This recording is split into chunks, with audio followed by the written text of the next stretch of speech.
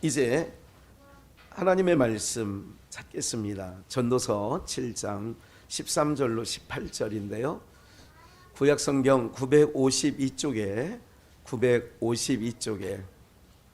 찾으신 줄 알고 우리 13절로 18절까지 합독하겠습니다. 시작. 하나님이 행하시는 일을 보라. 하나님이 굳게 하신 것을 누가 능히 곧게 하겠느냐. 형통한 날에는 기뻐하고 곤고한 날에는 생각하라.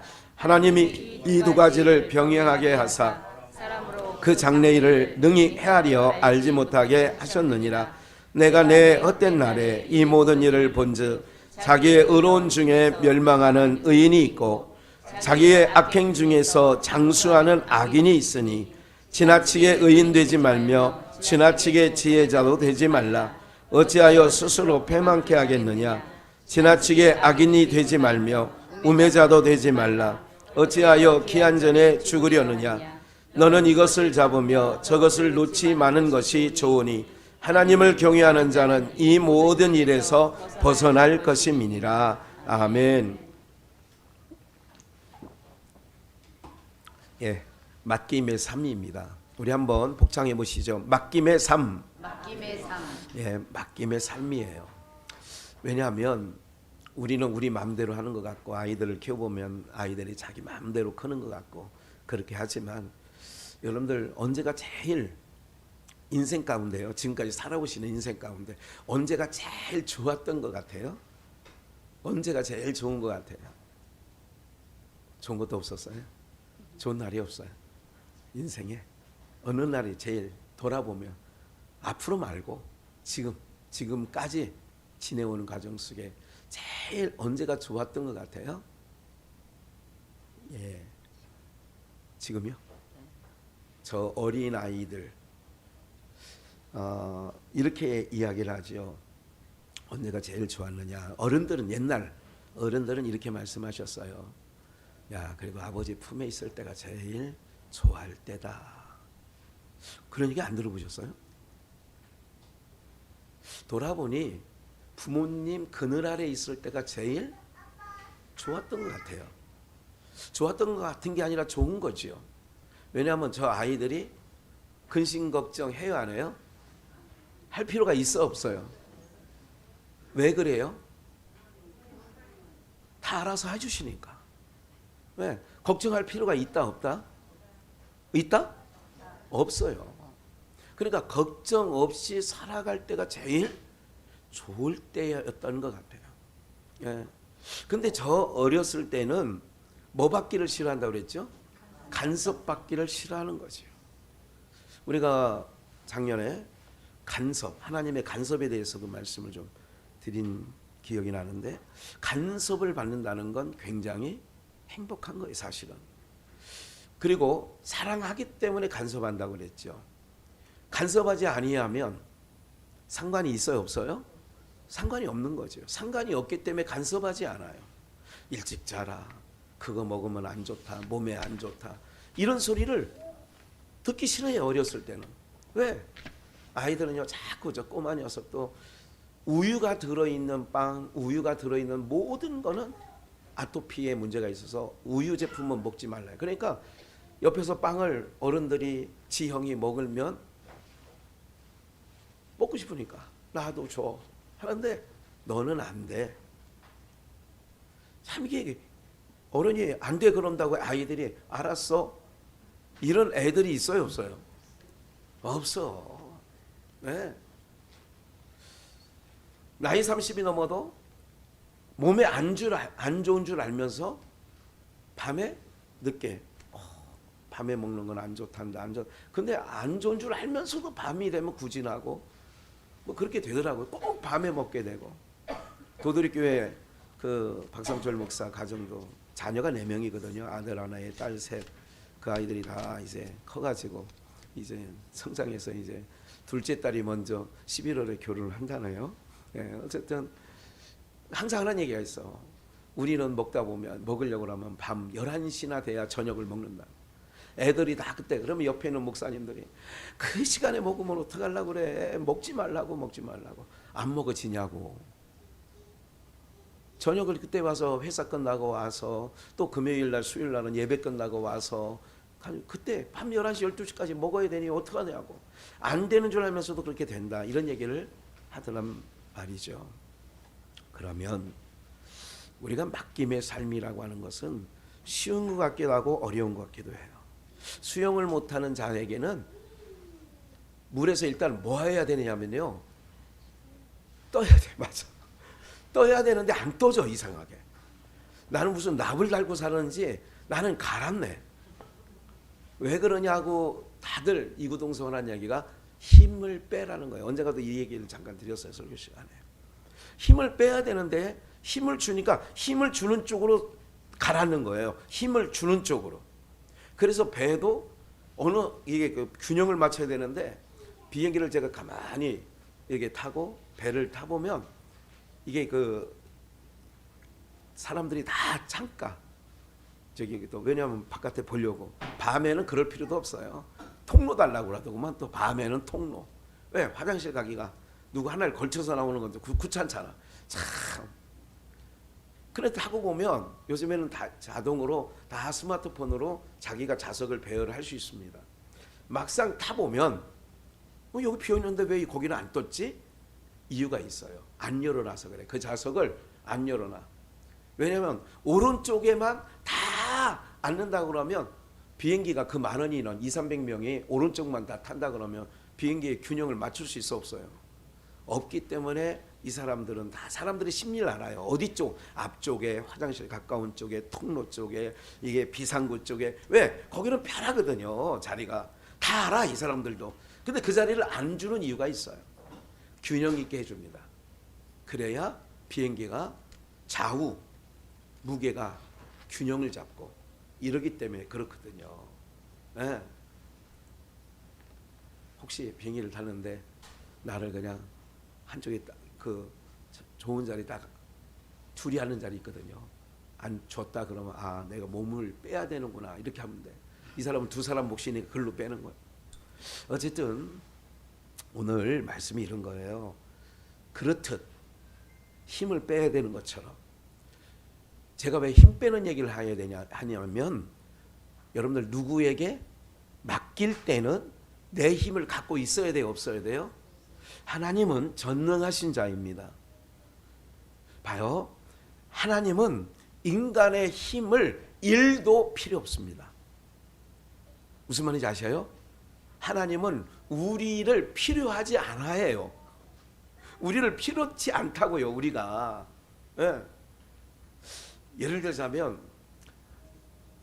할아버지가 마당에서 예를 들면 벽돌을 과거 같으면 벽돌을 만들다거나 아니면 무슨 돼지막 제 기억에 70년도에 돼지막을 이렇게 할 때에 아카시아 나무로 돼지 장님 맞아요?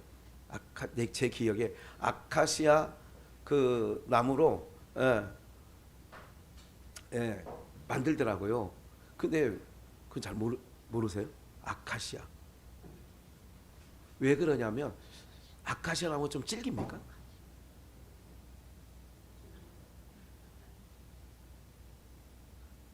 돼지가요. 돼지막을 이렇게 나무로 이렇게 짓잖아요. 굉장히 이게 힘이 좋잖아요. 그리고 뒤를 받잖아요. 막 그러면 웬만한 나무로 이렇게 저거 하면 다 이게 부서지고 이렇게 돼.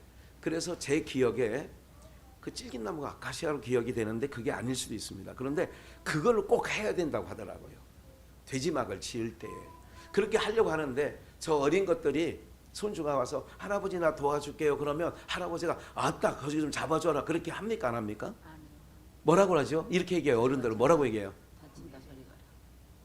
그리고 조금 더 큰 놈이 그러면 뭐라고 그래요? 걸붙이 말고. 맞아요? 오히려 도와주는 게 도와주는 거예요? 도와주지 않는 거예요? 도와주지 않는 거라니까. 예? 사랑하는 여러분 이런 거예요. 그러니까 하나님께서는 인간의 힘을 1도 필요 없습니다. 이걸 먼저 기억을 하셔야 돼요. 하나도 필요하지 않아요. 우리 하나님. 그래서 제가 어제 이번에 선교제 가서도 이런 얘기를 했어요. 뭐냐면 하나님께서는 오직 성령이 너희에게 임하시면 너희가 권능을 받고 예루살렘과 온 유대와 사마리아와 땅 끝까지 이르러 내 증인이 되리라. 그렇게 말했잖아요. 내 뭐가 되리라고? 증인 되리라고 하는 거예요. 이번에 이재명 씨 재판 받는데 증인들이 뭐 세워지고 이번에 유동규가 이제 이번 주에는 재판 증인으로 나간다고 하대요. 그 증인이라는 게 뭐예요? 나 김문기 모른다. 모를 리가 있습니까? 같이 한 카트를 타는데, 아니 제가 얘기하는 게 아니라 증인이 모를 리가 없어요. 그냥 계속 사진 나오잖아요. 이래도 모릅니까? 저래도 모릅니까? 난 눈길을 마주 앉아서 그 사람 잘 모른다고. 네, 그렇게 얘기를 하잖아요. 그러니까 재판관에서 누구를 세우냐면 증인을 세워. 이 일의 증인. 증인이라는 게 뭐예요? 그 일의 주도적인 역할을 한 사람입니까? 어떤 일에 대하여 구경한 사람입니까? 뭐라고요? 증인이? 아니 증인이 어떤 일을 주도적으로 한 사람을 증인이라고 합니까? 그 주도적으로 하는 모든 일을 본 사람입니까? 본 사람. 증인은 본 사람이에요. 그 현장을 본 사람이라고. 살인의 현장을 본 거라고. 도둑질의 현장을 본 거라고. 사기치는 현장을 본 거라고요. 누구에게 뇌물을 준 그 쇼핑백을 갖다 준 거를 본 증인이라. 들고 가진 않았어. 옆에서 본 거를 증인이라고 하는 거예요. 맞아 안 맞아요? 맞아요. 그러면 성령이 임하시면 예루살렘과 온유대와 사마리아와 땅끝까지 이르러 내 뭐가 되리라고요? 증인이라. 그러면 우리가 세상에 선교하러 가면 뭐 하러 가는 거예요? 선교하러, 일하러 가는 거예요? 하나님이 구원하신 거를 보러 가는 거예요. 보러 가는. 그래서 선교는 어려운 게 아니에요. 선지자님들도 착각할 때가 있어요. 뭐가 힘드냐면 너무 축자사에서 할 필요 없다는 거야.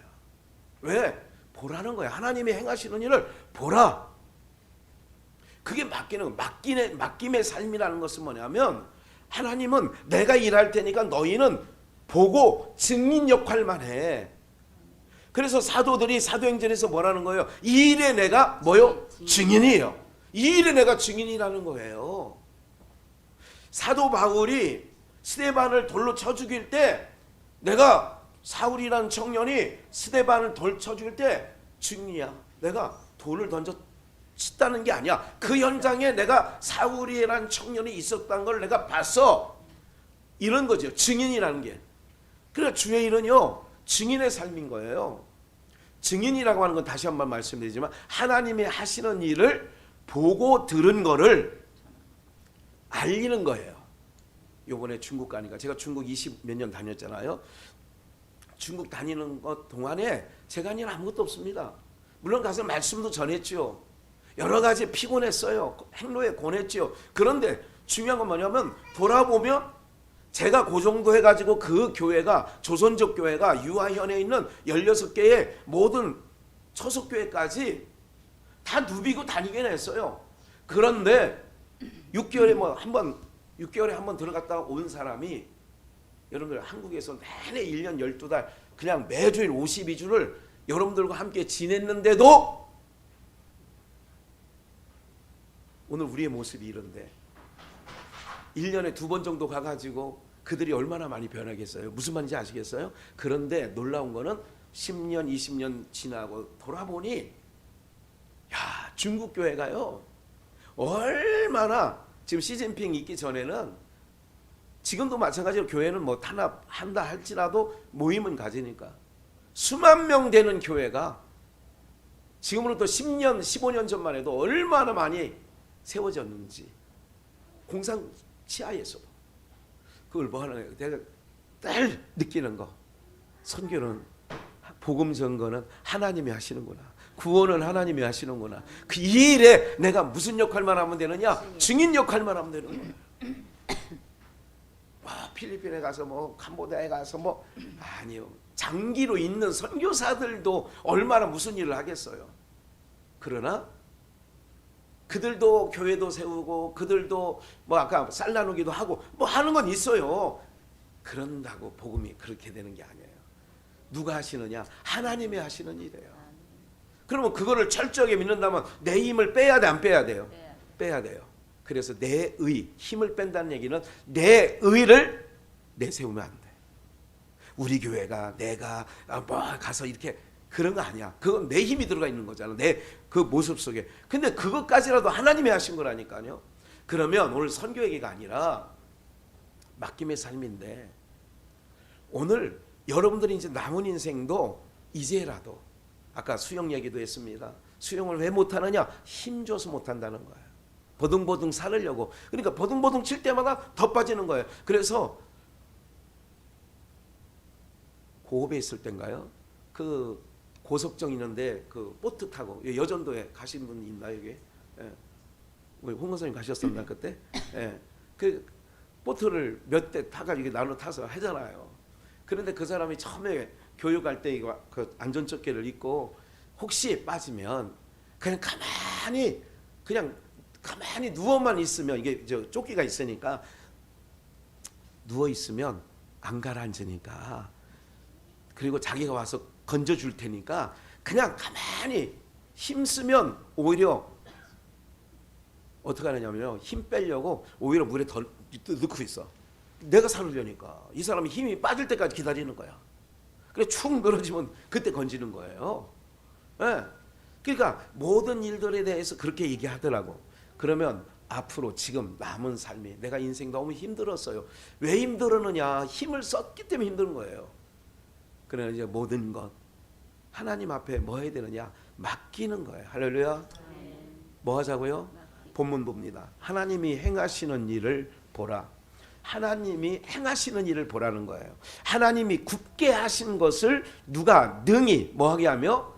곧게 하며. 제가 이 얘기는 4대강 얘기도 했어요. 이 설교를 여러 번 했거든요. 이 본문 가지고 고업에 있을 때도 하고 삼성에 있을 때도 하고 그때 이명박 대통령이 대통령일 때 또 대통령 퇴임 후에도 4대강 문제 때문에 곳곳에서 정권이 바뀌면 4대강 이거 다시 원위치해야 된다. 뭐 볼을 때려 부셔야 된다느니 뭐 그런 왜 물이 썩으니까 물이 이렇게 원만하게 흐르지 않으니까 무슨 뭐 그 녹조 생긴다, 적조가 생긴다 뭐 이런 얘기 요즘에는 많이 안 하지만 옛날 많이 들으셨죠. 네. 그래서 뭐 이 볼을 뭐 이거 때려 부셔야 된다.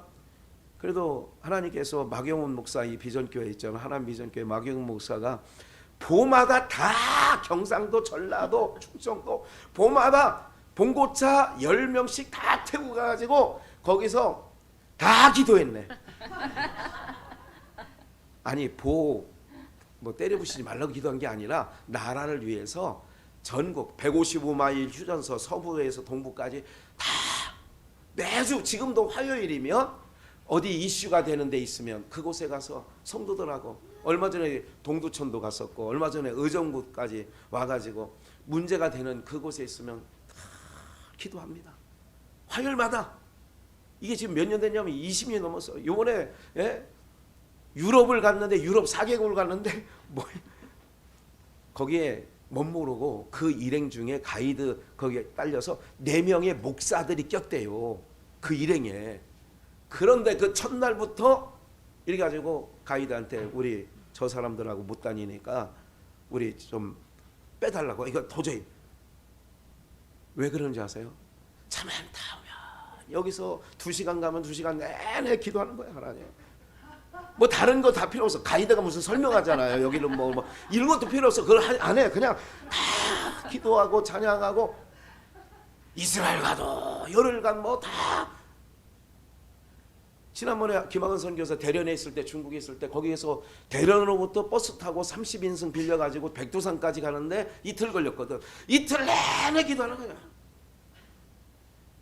뭐 보는 거 아니에요. 거길 가는 거는 기도하러 가는 거야. 대단한 사람들이에요.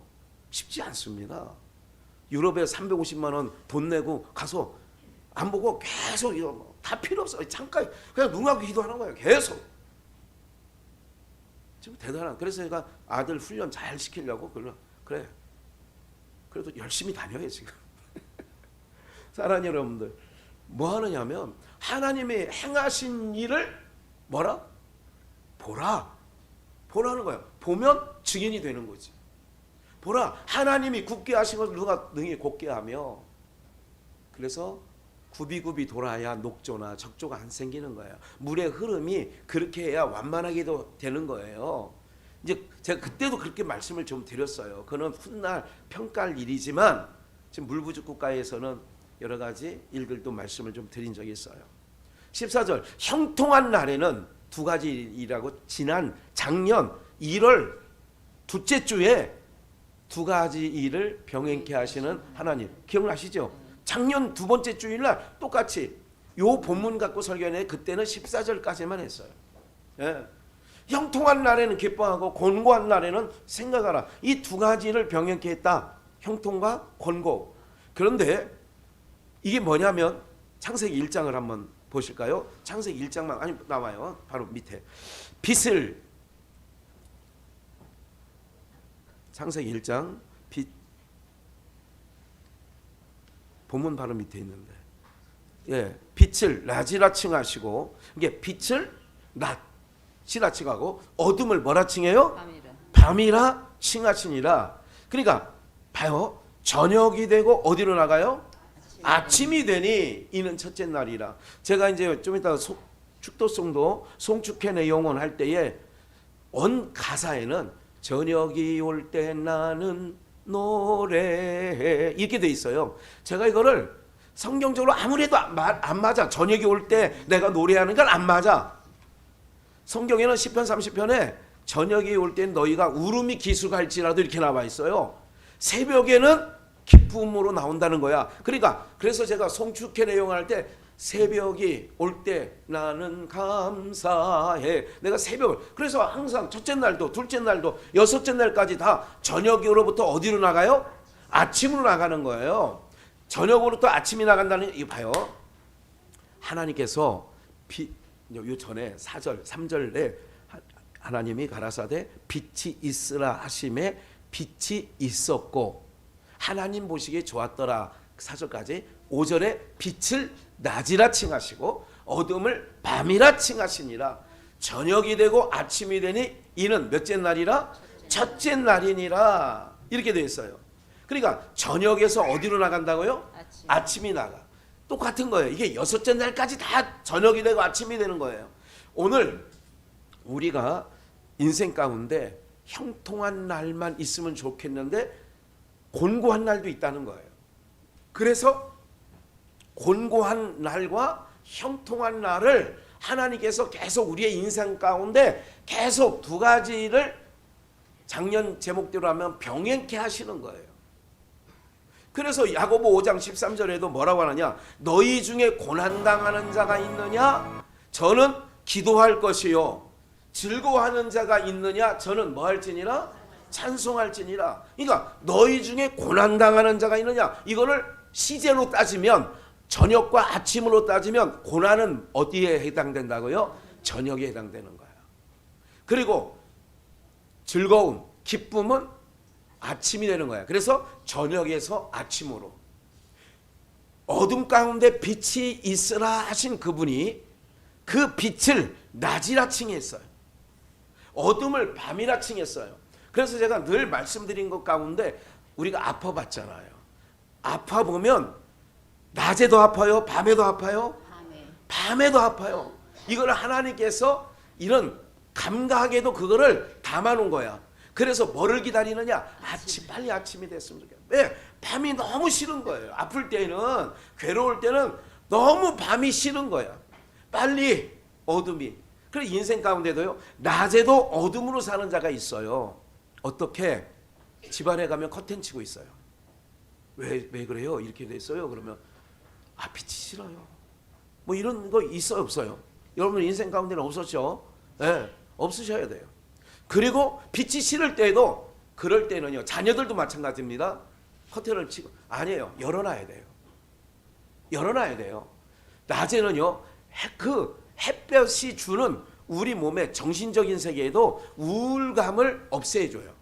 햇볕이. 그래서 정신병원에 가면 오전에 오후에 정한 시간 1시간씩은 돌아요. 우리 오명옥 권사님 잘 아시죠? 오명옥 권사님 눈 뜨고 한번 저를 보세요. 그러니까 뜨나 안 뜨나 똑같아요. 그런데 거기 옆에 나루터에 그 사람들 장로님 천년초 하는데 그 마당으로 해가지고 돌아 안 돌아 애들. 매일 돌아요. 어쩌다 돌아요. 어쩌다 돌아요. 추우면 안 돌고 봄이고 낮이면 어때? 뭐 정신적 그러니까 우울증 거기는요. 그러니까 성한 사람이 정신이 좀 이상해졌다. 정신병 왔다. 그럼 반드시 그 일을 해요.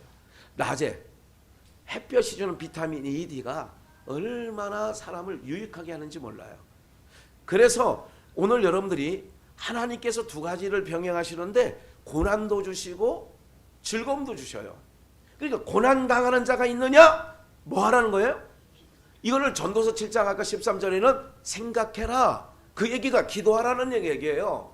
힘들고 저거 할 때 왜? 맡기는 삶이라고 하는 것은 어려움이 내 인생 가운데 와도 내가 내 힘으로 하려고 하면 안 돼. 힘을 더 쓰면 더 쓸수록 더 수렁에 빠질 수가 있습니다. 옛날 70년대 타잔 영화를 볼 때에 늪이 있어요. 가끔 보면. 거기 잘못하고 툭 빠지면 자기 스스로 나온다 못 나온다. 나오려고 하면 할수록 어떻게 됐던가요? 그 영화 봤죠? 이렇게 다가 조금 하고 눈 눈금까지다가 그럼 안 보셨나 보다. 예, 그런 거예요. 그렇게 다가면 가만히 있어야 되는데 사람은 그렇지 않거든. 힘을 빼야 되는 거야. 그래서 밧줄로 이렇게 던져서 끄집어내는 일들을 보긴 봤어요. 늪에 빠져 있을 때에도.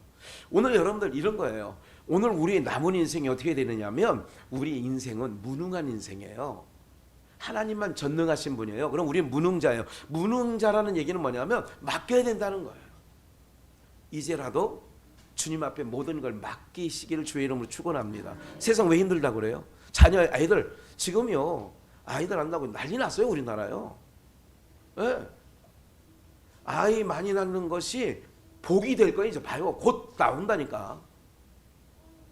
안 낳는 게 더 편하다고요? 천만에 만만해.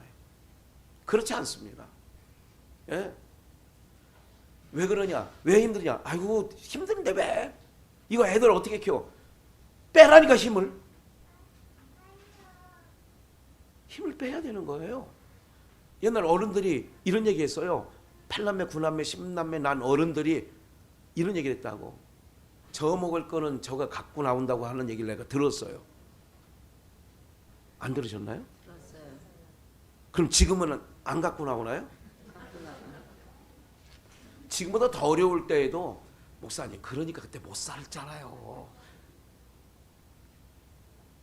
보면 잘 보세요. 지금 박상철 목사님 이제 하나님 나라 간 지가 한 달 하고도 한 3, 4개월 지났네요. 11월 16일 날 마지막 발인을 했으니까. 그런데 아이들 4명이거든요. 제일 큰 아이가 반석이랑 동갑이에요. 박유환 아들이에요. 그러니까 반석이랑 같은 나이인데 딸이 그 위에 셋이 있어. 영화, 주원이, 예강이. 쪼르륵 있고 그 셋째 그러니까 아들 제끼고 큰딸 제끼고 주원이가 이제 11월 달에 결혼하는 거예요.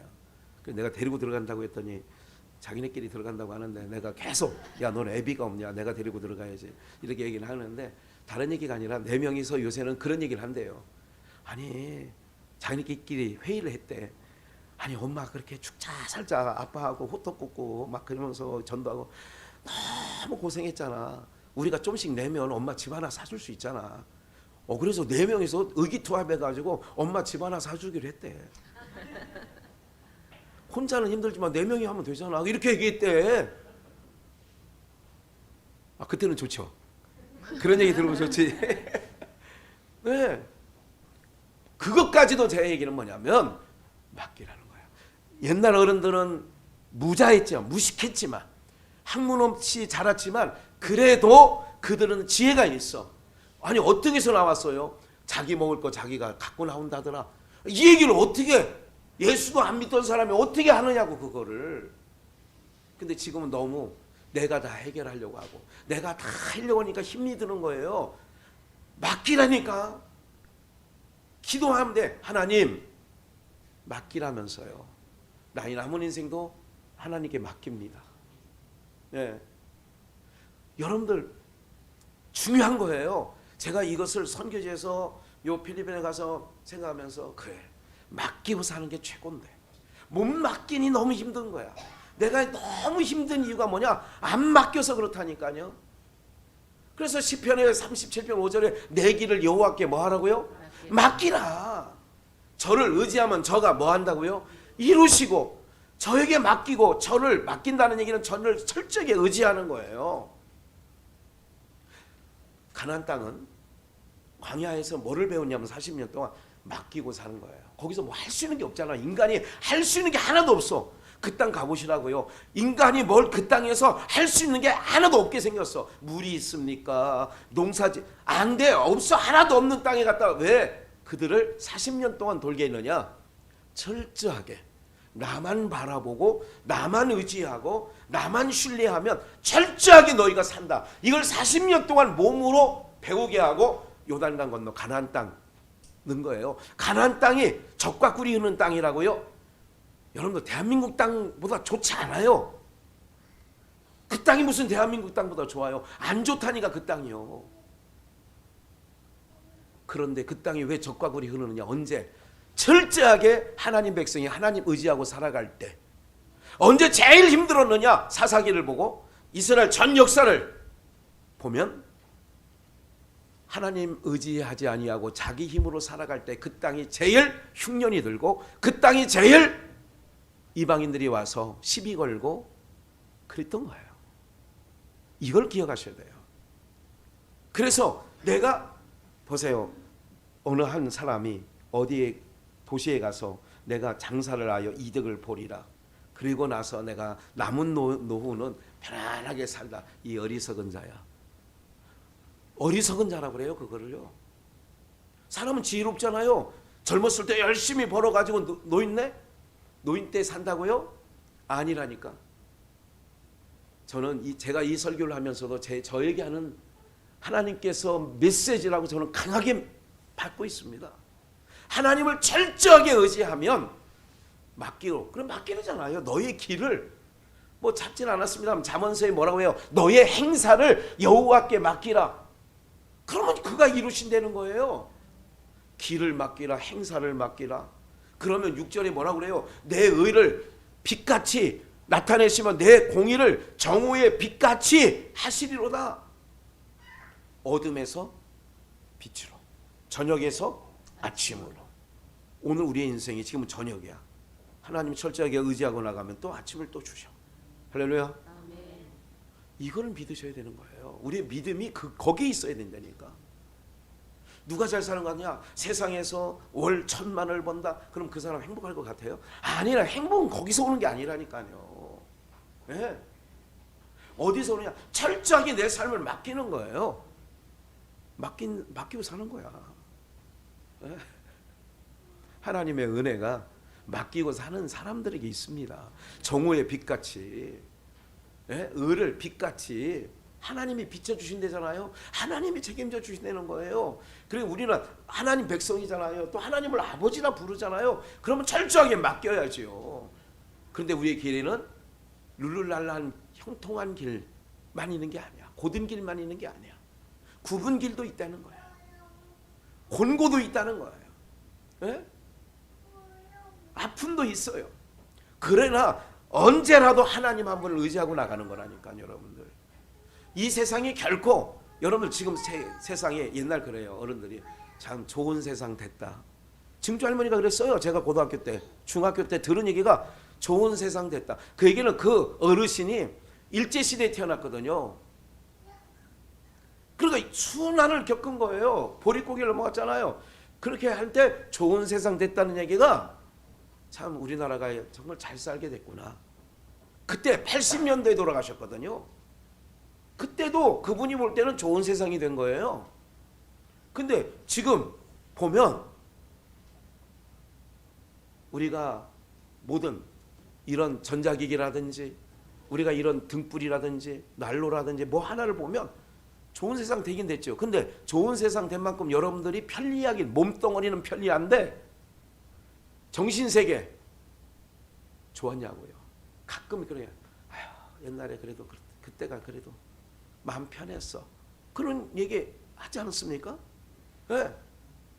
그리고 그때 가족 우애가 참 좋지 않았습니까? 동기간뿐만 아니라 오손도손 살면서 부모님이 참 그게 사람. 근데 지금은요, 애들이 전철이도 나도 이거 보고 있으니까. 왜? 다른 사람도 다 이거 보고 있는데 나는 뭐 하고 있어? 전철 타면 애나 어른이나 할머니나 할아버지나 너나 할 것 없이 다 이거 보고 있습니다. 어디 가도 커피숍 가도 다 이거 보고 있어. 다 이거 보고 있어. 이거 안 보는 데가 없어요. 그래서 제가 이런 생각을 해봤어요. 누구를 만나거나 또 가족이 또 오랜만에 만나거나 하면 야, 휴대폰 한쪽으로 다 치워놓고 이제 우리 이랬으면 좋겠다는 생각을 해요. 그런 문화를 좀 한번 하루만이라도 뭐 노냥 모이는 건 아니라면 우리 휴대폰 다 끄든지 아예 다 무음으로 해놓고 다 해놓고 우리 얘기도 좀 하고, 이게 필요한 세대 아닙니까 사실은? 이게 좋은 세상 아니라니까요 여러분들. 그리고 왜 사람들이 자살 얘기도 필리핀 가서 어떤 누가 나와서 자살이요 우리나라 심각할 정도로 많은 거 알고 계세요? 너무너무 자살이 많은 거예요. 왜 그러냐? 오늘 여러분들 사람들마다 다 힘들고 어렵다 이러는데 주님은 오늘도 이렇게 말씀하셔요. 맡겨라. 맡기는 삶을 살아요. 남은 인생이라도. 한번 딱 정신줄을 내려놓으면 안 되고 딱 모든 염려, 걱정, 근심, 할 거리는 탁 내려놔요. 그리고 시간 지나가 봐요. 그래서 이런 얘기도 하잖아요. 세상에서 시간이 해결해 준다. 그러죠? 근심 걱정 있어도 몇 밤 자고 일어나면 해결돼 안 돼요. 안 될 것 같은 것도 다 돼 있어. 네? 걱정하지 마시라는 거예요. 그래서 하나님께서 이렇게 말씀하시죠. 지존자의 은밀한 곳에 거하는 자는 전능하신 자의 그늘 아래 거하리로다. 내가 여호와를 가리켜 말하기를 저는 나의 뭐요? 피난처요. 나의 요새요. 나의 의뢰하는 하나님이라. 지금 시편 기자가 그러는 거예요. 지존자 은밀한 곳에 거하는 전능하신 자는 그 그늘 아래 거하리로다. 우리가 그 그늘 아래 그러면 맡기는 거죠. 그래서 나의 피난처요, 나의 요새요, 나의 의뢰하는 하나님이라. 이건 시편 18편에도 다윗이 나의 반석이시요 나의 요새시요 똑같이 얘기해요. 예. 3절 이는 저가 너를 새 사냥꾼의 올무에서와 극한 연병에서 뭐 하실 거예요? 여기서 저가 누구예요? 저가가 은밀한 지존자 여호와. 새 사냥꾼의 올무에서도 극한 연병에서도 뭐 하신다고요? 건지시는 거예요. 그러니까 맡기시라니까. 여러분들이 막을 아니 세균 보여 안 보여? 눈에 보여 안 보여요? 네. 이상하죠. 어쨌든 하나님께서 이렇게 행하시는 일을 제가 쭉 보는 거예요. 아까 행하시는 일을 보라 그러잖아요. 피난처의 그분이 모든 사냥꾼의 올무에서 연병에서 건지신대잖아. 이게 안 믿어지시냐고요. 믿어져야 맡긴다니까요. 철저하게 내 삶을 하나님께 맡기고 가야 돼요. 4절 좀만 더 봅시다. 저가 너를 그것으로 덮으시리니 그 깃으로 덮으시리니 내가 그 날개 아래 피하리로다. 그의 진실함은 방패와 손방패가 되나니 너는 밤의 놀램과 낮에 흐르는 살과 흑암 중에 행하는 연병과 백주의 황폐케 하는 파멸을 두려워 뭐 한다고요? 누가 방패, 하나님 방패가 되시고 손방패가 되셔서 너를 기치로 덮은 것처럼 그 날개 아래 우리가 그러니까 이런 자가 맡기고 사는 거예요. 탁 맡기는 거예요. 사울이 쫓아와도 하나님이 살릴 거니까. 그래서 연병과 백주가 뭐예요? 혼한 대낮에 황폐케 하는 파멸을 두려워 아니하며. 세상 지금 경제가 난리 났죠. 세상 은행권이 지금 난리 났죠. 은행, 예? 스위스 은행, 또 미국의 은행. 그래가지고 수십조를 퍼붓고 지금 알고 계세요, 여러분들? 제가 언제 말씀드렸죠. 2달 전인가 석 달 전에 1월 달인가요? 전쟁 후에 뭐가 온다고? 경제. 그러니까 연병 후에 뭐가 온다고 그랬어요? 전쟁 온다고 그랬죠. 전쟁 후에 뭐가 온다고 그랬어요? 경제. 여러분 그런 거 잘 그거 기억하고 살면 그래도 우리 목사님이 내다보는 뭐가 있네, 촉이 있네. 이런 거나 저나 되나. 목사님 그냥 빨리 끝내줘요. 아유 나 밭에 가서 난 오늘 냉이 캐기로 했어요. 아유 빨리 끝내줘요. 제가 목회자는 앞을 보는 거예요. 제가 말씀드렸잖아요. 코로나 이후에 뭐가 오냐? 전쟁. 그래서 우크라이나 러시아 지금도 계속 쌈박질 하잖아요. 그 이후에 뭐가 오냐? 경제 문제가 온다. 그래 경제 오잖아요 지금. 네? 지금 모든 물가가 많이 올랐어요 안 올랐어요?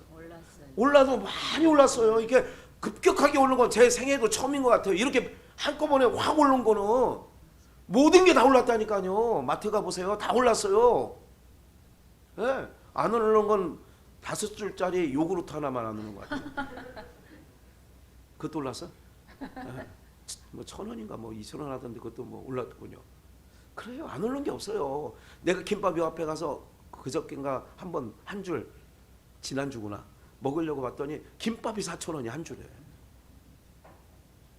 옛날에 뭐 김밥 1,000원 뭐 그렇게 했잖아요. 무슨 김밥이 있었잖아. 왜 김밥 천국에서 1,000원 했었어 일반 김밥은. 그건 옛날인가 또 그것도. 어쨌든 1,000원 했었어요.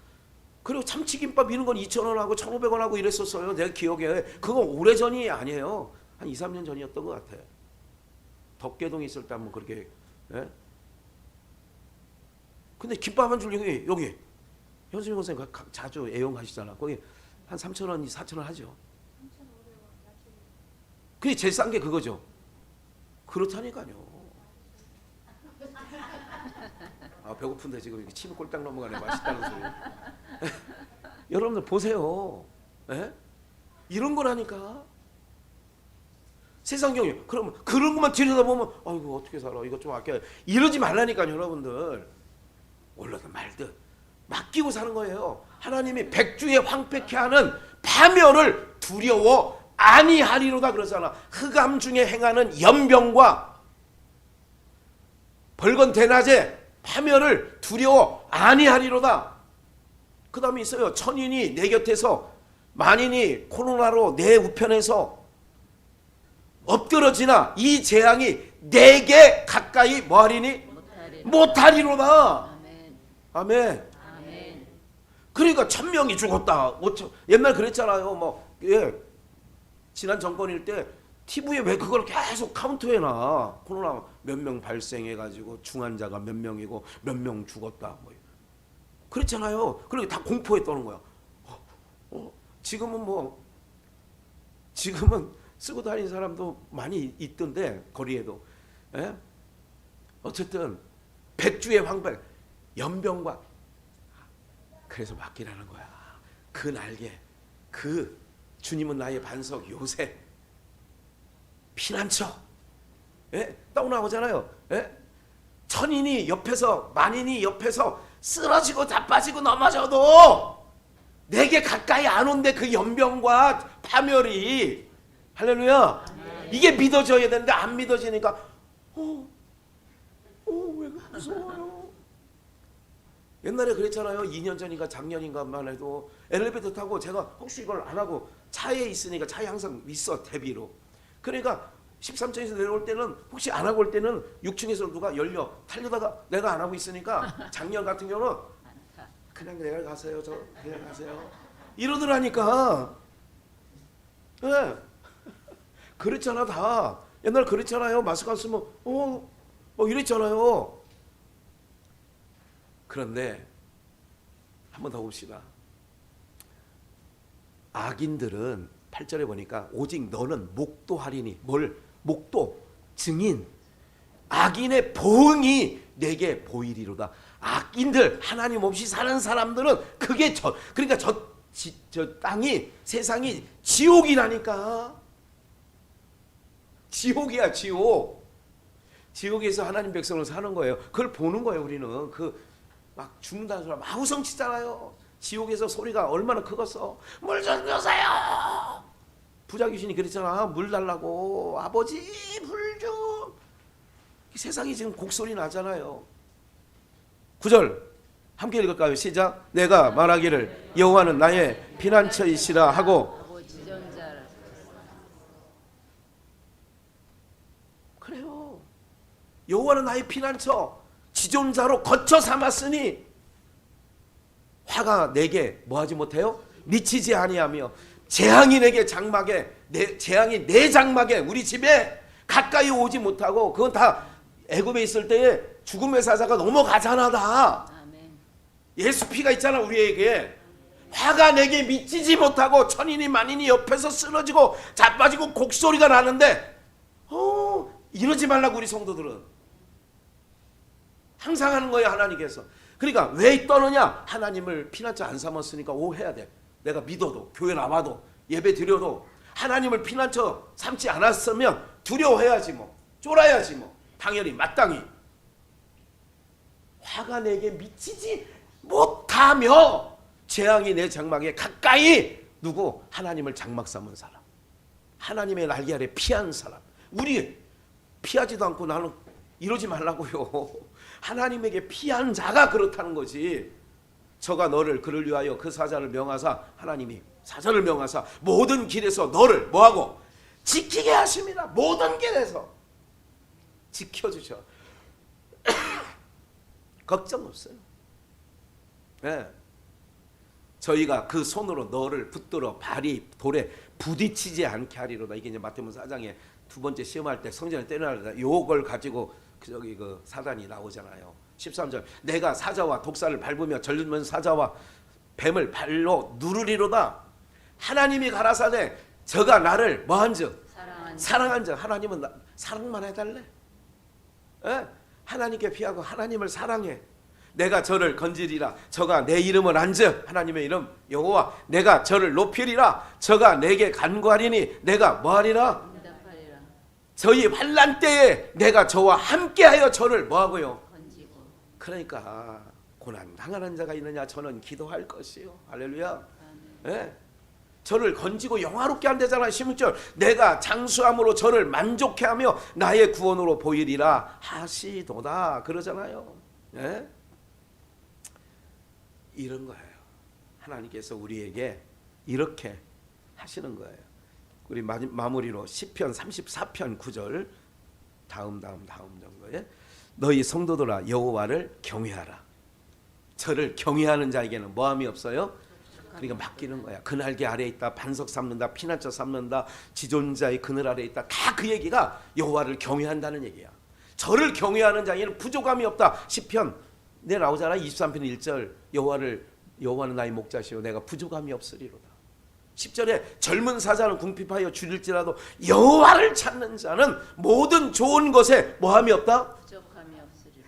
좋은 것에 부족함이 없는 거예요. 하나님을 찾는 거예요. 돈 찾으러 다니지 말고 하나님을 가까이 하는 거예요. 내가 내 인생을 내가 책임지며 내가 곡소리 난다니까 힘든다니까 그러나 모든 것 맡기는 거예요. 금은보와 자녀들까지 내 것이라 고집하며 살았다는 거 아니에요? 네? 맡기는 거예요. 그래서 맡기는 삶이 믿음의 삶이라는 얘기야. 맡기는 삶이 하나님을 경외하는 삶이라는 거예요. 맡기는 삶이 하나님을 신뢰하는 삶이고 맡기는 삶이 하나님을 사랑하는 결과가 되는 거예요. 아비가 자식을 불쌍히 여기같이 여호와께서 자기를 경외하는 자를 불쌍히 여기시나니. 할렐루야. 네? 여러분 자녀들 좀 하면 아이고 어떡하냐 애비야 어떻게 얼마나 아프겠냐. 뭐 그 우리 삶에 있는 거 아니에요 그게? 여호와께서 자기를 경외하는 자에게 양식을 주시며 그 언약을 영원히 기억하시로다. 양식 주시고 자기를 경외하는 자, 하나님께 맡기는 자. 그래 내가 지금 삶이 하나님을 맡겼느냐 안 맡기느냐가 오늘 검증하시라고, 점검하시라고. 내 삶을 맡기시라니까. 하나님을 경외하는 거예요. 하나님을 신뢰하는 거예요. 하나님을 신뢰함이 인생을 의지하는 것보다 낫고 이렇게잖아. 네.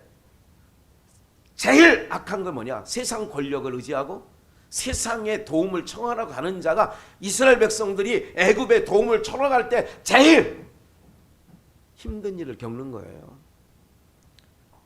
오늘 사랑하는 여러분들 이제 하나님 앞에 철저하게 맡기시고 어떻게 걱정하는 거 아이고 하나님이 책임져 주신다니까요. 너무 이상한가요 그게? 아니라니까요. 우리가 할 수 있는 게 아니야. 하나님께 맡기라고. 다 모든 걸 다 맡기면 하나님이 좋아하셔. 그래, 네가 나를 사랑하는구나. 맡기니까. 예, 가끔 사랑하는 사람이 뭘 안 맡겼을 때 어느 날 알고 나면 그게 섭섭해 안 섭섭해요?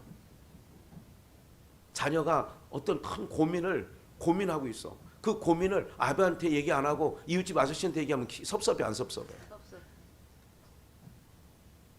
무시하는 것 같잖아. 무슨 말인지 아시겠어요? 이런 부분을 기억하시고 오늘부터라도 남은 인생 짧습니다. 철저하게 맡기십시오. 내 힘을 빼시고 철저하게 하나님 의지하시고 하나님께 맡기면 오늘 말씀이 우리의 삶 가운데 그대로 이루어지는 역사가 있게 되실 줄 믿습니다.